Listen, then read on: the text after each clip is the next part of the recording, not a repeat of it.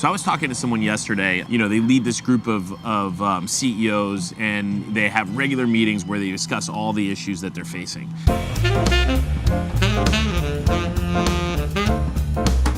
And I think the vast majority of time, the biggest issue that entrepreneurs have is making that leap to hire somebody to do the things that someone else can do, right? And allow them to focus on doing the things that only they can do. And I think a lot of times this is because they love being the technician, right? They were a mechanic, and they now own a business that's a mechanic shop. And what they really want to do is wrench on cars, right? They don't want to run the business.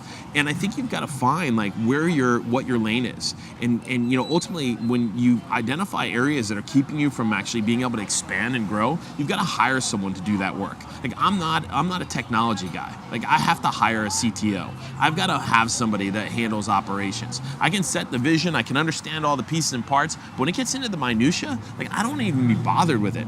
And I think that a lot of entrepreneurs fail to get as big as where they could, right? They get small instead of getting big. And we've talked about this in the past, but the reason you get small is because you have a reluctance to give up to other people, right? To give things away because you're too concerned about it being perfect. It doesn't need to be perfect. It needs to be good enough that your reputation isn't damaged, right? It needs to be good enough that you can inspect it and make it a little bit better. But it doesn't need to be as perfect as you can do it on your own.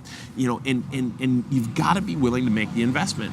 Like when you feel this like terminal velocity, when you feel like you can't, accomplish anymore and the world is spinning and like you're like beating your brains up because you're working 600 hours a week, right? And you have no energy left. I think the key is like hire somebody that can step in and alleviate some of that pressure and strain from you. It blew me away, over the course of my years in a leadership role, how many of my superstar performers refuse to make an investment into somebody to pay them 10 or 12 bucks an hour to do administrative work.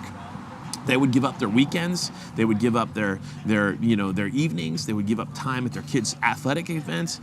They'd hire someone to mow their lawn, right? They'd hire someone to do their garden work or to clean their toilets, but they wouldn't hire somebody to handle their administrative work.